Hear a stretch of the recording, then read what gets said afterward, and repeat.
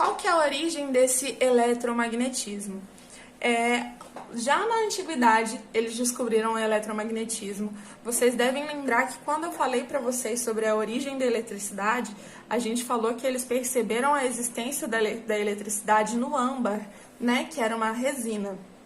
Aqui no caso do magnetismo, eles perceberam a existência do magnetismo a partir de um mineral chamado magnetita. Esse mineral nada mais é do que um ímã natural que é capaz de fazer o quê? Atrair alguns metais, como no caso o ferro. Vocês lembram que os metais, eles têm ali vários elétrons livres, né? Então eles têm uma fácil capacidade aí de interação. Aqui do lado eu coloquei uma imagem da magnetita para vocês. E eu coloquei aqui, ó, um ímã natural e um ímã artificial, que é como são divididos os ímãs. Ímãs naturais, aqueles que a gente encontra prontinho já na natureza, que é o caso da magnetita, e o ímã artificial, que eles passam por um processo chamado de imantação. Então, um ímã ele vai ser denominado como um material que tem capacidade de atrair outros corpos e de interagir com outros ímãs. Eles vão apresentar dois polos magnéticos, denominados polo norte e polo sul. Aqui nessa imagem do ímã artificial vocês conseguem ver, ó, essa parte vermelha é o polo norte e a parte azul é o polo sul. A gente nem sempre vai ver eles dessa forma, mas nesse daqui ele está bem dividido para vocês enxergarem melhor. Aqui ele mostra que esse ímã ele é indivisível, a gente não consegue separar as duas partes desse ímã e fazer com que fique um polo norte separado e um polo sul separado. No momento que a gente corta esse ímã, quebra esse ímã no meio, a gente origina dois novos ímãs, certo? Cada um com seu polo norte e seu polo sul. E esse experimento aqui representa bem isso pra gente, ó. Ele vai separar esse ímã.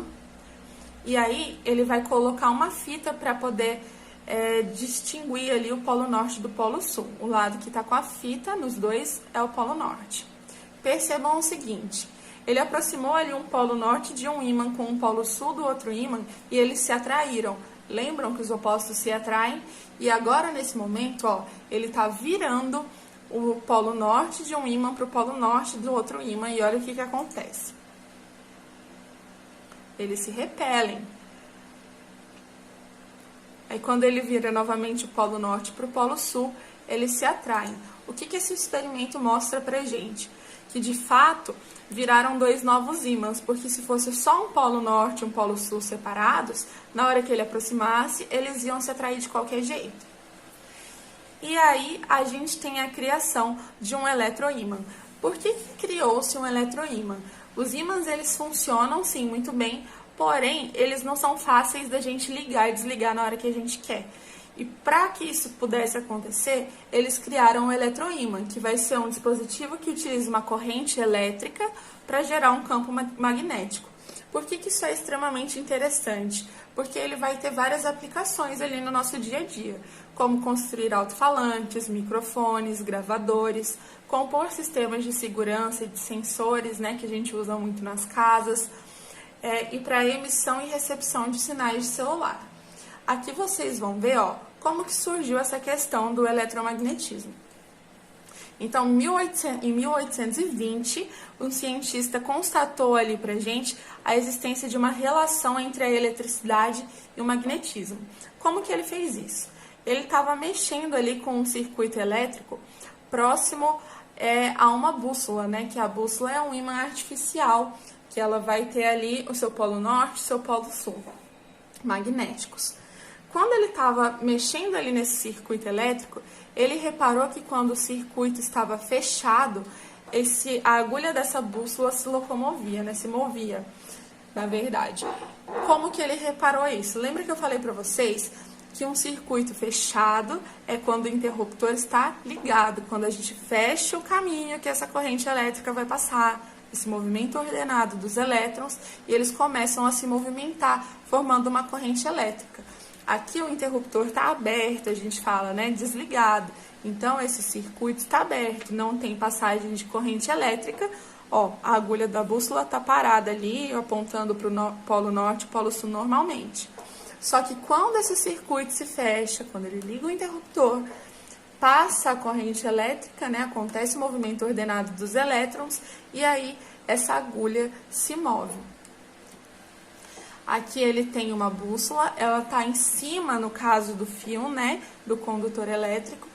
Ó, observa que a agulha dela vai estar aqui certinha e olha o que acontece quando ele fecha esse circuito. Ó, a agulha dela se movendo.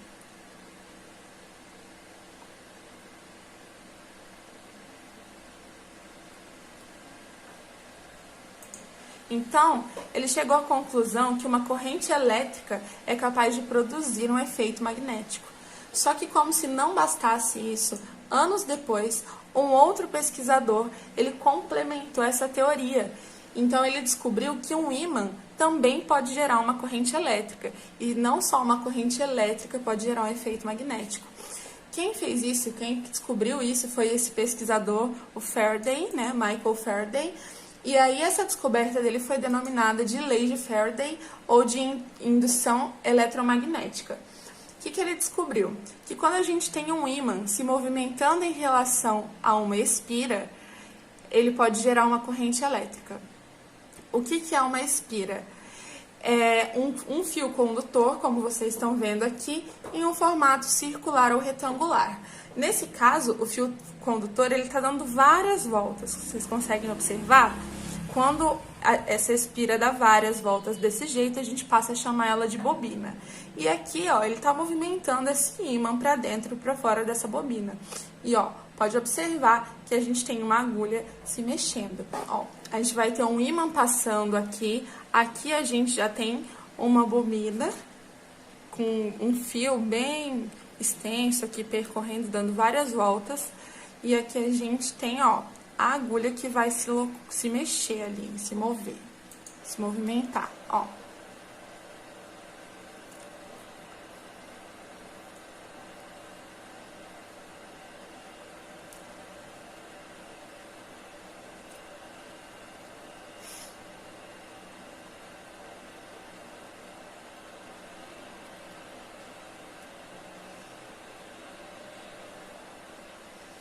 Nesse caso, a gente viu que uma teoria, ela complementa a outra. E para a gente encerrar essa parte, eu vou falar um pouquinho para vocês sobre a magnetosfera, certo? Que é o campo magnético do nosso planeta Terra.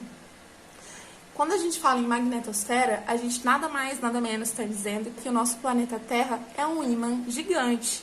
Ele é um ímã gigantesco que tem ali o seu polo norte magnético e o seu polo sul magnético. O seu polo sul magnético, como vocês podem ver, ele fica muito próximo ao polo norte geográfico da Terra. E o polo sul geográfico, ó, ele está próximo a quem? Ao polo norte magnético. Então, ó, é invertido. Se a gente pensar aqui na linha do Equador, que seria aqui, a gente tem o polo norte geográfico aqui em cima, polo sul geográfico aqui embaixo. Então, o polo sul magnético, ao contrário, aqui próximo ao polo norte geográfico, e o polo norte, espera que eu confundi, o polo norte magnético aqui, próximo ao nosso sul geográfico. O que isso vai afetar pra gente? O que isso vai ajudar na nossa vida, na verdade? Na questão da gente se locomover, na nossa orientação. Por quê? Os opostos se atraem, certo? Então, quando a gente usa uma bússola ou um GPS do celular, por exemplo, e ele mostra pra gente o caminho para onde a gente ir, as coordenadas geográficas, lembra que a bússola, ela vai ter ali os opostos se atraindo com esse ímã da Terra.